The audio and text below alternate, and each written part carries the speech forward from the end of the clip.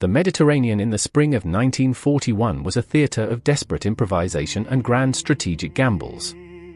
The British Empire, battered and bruised after the chaotic evacuation of mainland Greece, looked to the island of Crete as a final bastion. It was more than just a piece of rocky terrain, it was an unsinkable aircraft carrier that could threaten the Romanian oil fields or secure the lifeline to the Suez Canal. For the German High Command, it was a thorn in the side of the coming invasion of the Soviet Union.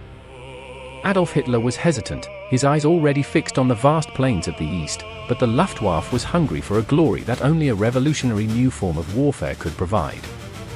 The architect of this ambition was General Kurt Student, the commander of the Fliegerkorps 11. He envisioned a vertical envelopment on a scale never before seen in human history. It was to be the first purely airborne invasion, a lightning strike from the heavens that would render sea power irrelevant. Student was a man obsessed with the potential of his Fallschirmjäger, the elite paratroopers who considered themselves the vanguard of a new age. He believed that the sheer audacity of his plan, dubbed Operation Mercury, would shatter the morale of the defenders before they could even organize a coherent response. However, this grand vision was built upon a foundation of systemic intelligence failures that would prove catastrophic. The Abwehr, the German military intelligence service, provided estimates that were not just wrong, but dangerously delusional. They claimed that the British forces on the island were shattered remnants, numbering no more than 5,000 demoralized men. In reality, there were over 40,000 Allied troops waiting in the hills, many of them hardened veterans of the North African and Greek campaigns. Even more damning was the German belief that the Cretan population would welcome them as liberators from British colonial rule. While the Germans were blinded by their own hubris, the British possessed a secret weapon that stripped away the fog of war. Through the Intercepts at Bletchley Park, the British commander on the island, Major General Bernard Freyberg, knew almost everything. He had the German order of battle, the specific landing zones, and the exact timing of the invasion. This was the ultimate historical irony. The Germans were preparing a surprise attack while the defenders were reading their mail. Yet, Freyberg was shackled by the need to protect the secret of Ultra, forced to position his troops in a way that looked logical to a commander without secret intelligence, rather than perfectly countering every German move. The dawn of May 20, 1941, brought a sky filled with the low drone of Junkers Ju-52 transport planes. To the soldiers of the New Zealand Division and the Australian brigades watching from the olive groves, it was a terrifyingly beautiful sight. Thousands of multicolored parachutes blossomed against the Mediterranean blue. But as the paratroopers drifted downward, the reality of their situation became a nightmare. The German doctrine of the time required paratroopers to jump with only basic sidearms, while their primary rifles and machine guns were dropped in separate canisters. This left the elite hunters of the Luftwaffe dangling helplessly in the air, armed with little more than knives and pistols. As they descended into the valleys around Malem, Kania, and Retimo, they were met by a wall of lead. The defenders had spent weeks pre-sighting their Vickers guns and Bren carriers on the very fields where the Germans were now landing. It was not a battle, it was a slaughter. Paratroopers were shot before they even touched the ground, their silk chutes snagging on the jagged branches of ancient trees. Those who survived the descent found themselves pinned down in high grass, unable to reach their weapon canisters, while the New Zealanders moved in with bayonets. The systemic failure of the German landing plan was immediate. The three distinct groups, West, Center, and East, were supposed to coordinate their strikes, but communication vanished almost instantly. Radios were smashed on impact or lost in the chaotic terrain. Group West, tasked with taking the vital airfield at Malem, suffered nearly 50% casualties in the first 2 hours. The elite Storm Regiment, the pride of the German Airborne forces, was being decimated by a foe they had been told did not exist. The silence from the ground units back to students' headquarters in Athens was deafening, filled only by the frantic reports of pilots who saw nothing but carnage below. Yet, in the midst of this tactical disaster, a singular failure of command on the Allied side would change the course of the battle. At Malem, the defense centered on Hill 107, a commanding height that overlooked the airfield. The New Zealand 22nd Battalion held this position, and through the first day of fighting, they had repulsed every German assault. But the battalion commander, Lieutenant Colonel Leslie Andrew, was cut off from his companies and believed his unit was being overrun. In the darkness of the first night, in a move that remains one of the most debated decisions of the war, he ordered a retreat from Hill 107. He did not know that the Germans opposite him were on the verge of total collapse, their ammunition spent and their spirits broken. When the sun rose on the second day, the German paratroopers were stunned to find the heights empty. They crawled up the slopes of Hill 107 and looked down upon the Malem airfield.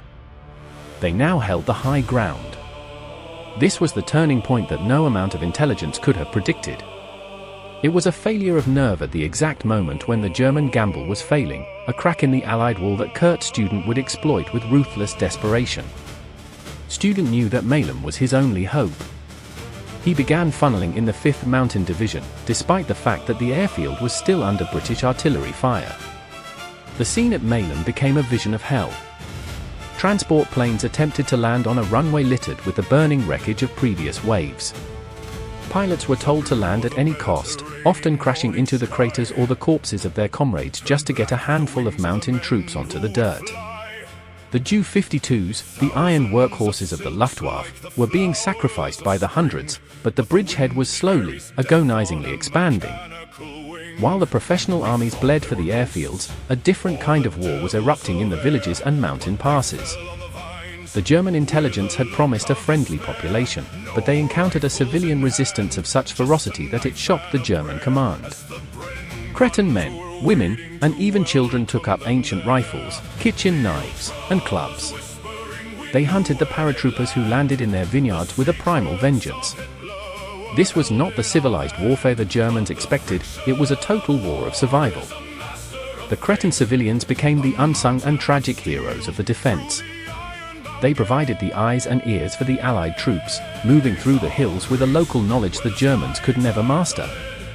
In villages like Castelli, the local population rose up and annihilated German detachments to the last man. This civilian defiance, however, would lead to a dark and brutal legacy. The Germans, enraged by what they considered illegal combatants, began a series of reprisal executions that would mark the beginning of a cycle of violence on the island that lasted until the end of the war. The beauty of the Cretan landscape was stained by the smoke of burning villages, a grim testament to the cost of resistance. By the 5th day, the weight of German air superiority began to tilt the scales. The Royal Navy, which had been desperately trying to prevent German reinforcements from arriving by sea, was being hammered by the Stuka dive bombers. Without air cover, the great ships of the Mediterranean fleet were sitting ducks. The loss of the cruisers Gloucester and Fiji, and the battleship Warspite being crippled, meant that the sea lanes were no longer safe. Freyberg realized that despite the bravery of his men, the loss of Malem and the lack of air support made the island untenable. The order was given for a grueling retreat across the White Mountains to the southern port of Sfakia. The march to the south was a journey through a furnace. Allied soldiers, many of whom had been fighting for a week without sleep, had to navigate treacherous mountain paths while being constantly strafed from above. It was here that the rearguard actions of the Australian and New Zealand troops became legendary.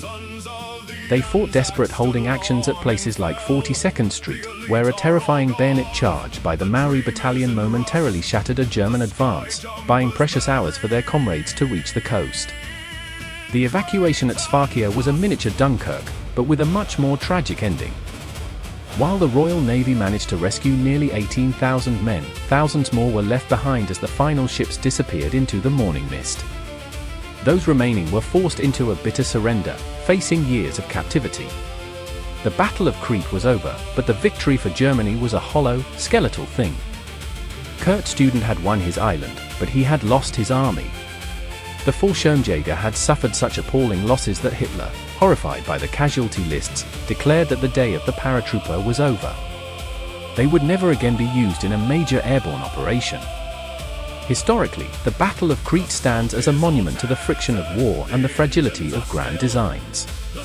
It was a clash where superior intelligence was defeated by a single tactical error, and where a revolutionary form of invasion was so costly it was immediately abandoned by its creators. The irony is profound. The Germans achieved their strategic goal but destroyed the very tool they used to reach it. The British lost the island but gained a vital realization of the importance of integrated air defense and the brutal reality of modern vertical warfare. the philosophical takeaway of Crete is found in the silence that followed the gunfire. It is a reminder that in war, the most meticulously planned systems are often dismantled by the unpredictable human element, whether it is a colonel's loss of nerve or a villager's defiance. The "sky devils" who fell from the clouds found not a glorious new frontier, but a rocky grave that proved even the most elite forces have a breaking point. The island remains a graveyard of silk and steel, a place where the hubris of the Third Reich met the unyielding spirit of a people who refused to be conquered by the shadows falling from the sun. As the Mediterranean waves continue to lap against the shores of Malum, the ghosts of 1941 linger in the olive groves. The Battle of Crete was a Pyrrhic victory of such magnitude that it served as a warning to all who followed. It taught the world that the sky could be a battlefield, but the ground would always be the final judge. In the end, the invasion of Crete was not the beginning of a new era of warfare, but a violent, isolated spasm of ambition that left both sides scarred, forever changing the trajectory of the greatest conflict in human history.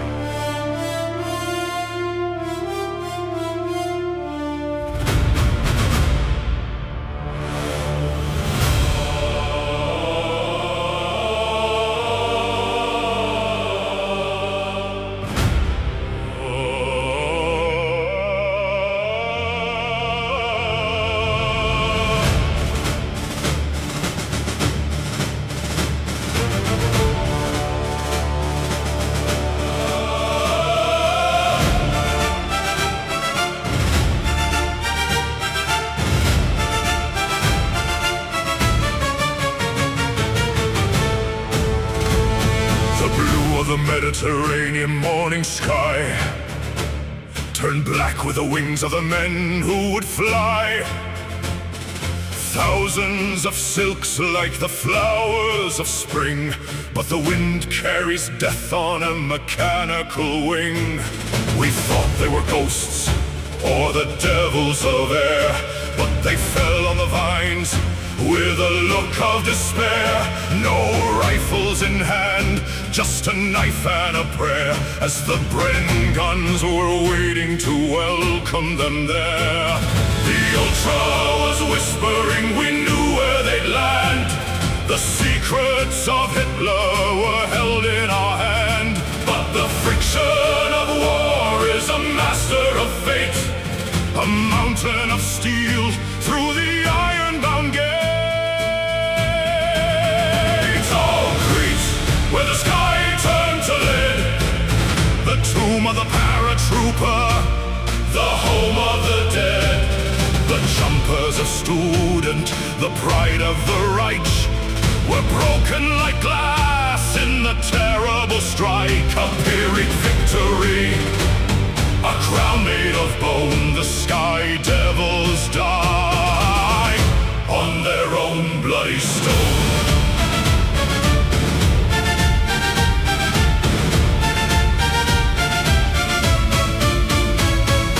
Villagers rose with the steel in their eyes. They wouldn't bow down to the lords of the skies. From the groves of the olive to the high mountain pass, they hunted the hunters in the high golden grass. Hills unknown 7, the silence of pride, where the nerve of the colonel had turned with the tide. The airfield is burning, the mountain troops swarm through the fire and the corpses. They weather the storm. The Royal Navy is bleeding at sea. The price of the island, the cost to be free. The Spakium March, the furnace of hell, where the sons of the Anzac stood long and fell. The elite are all gone, the dream is in rust, the sky jumpers buried in Cretan dust.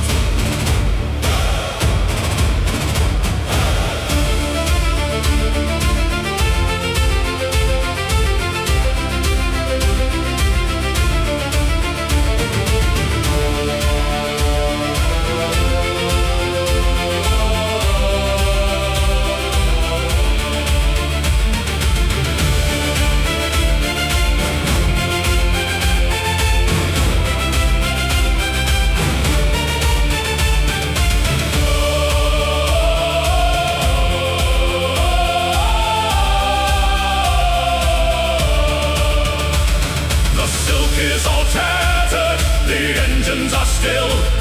The silence returns to the brow of the hill.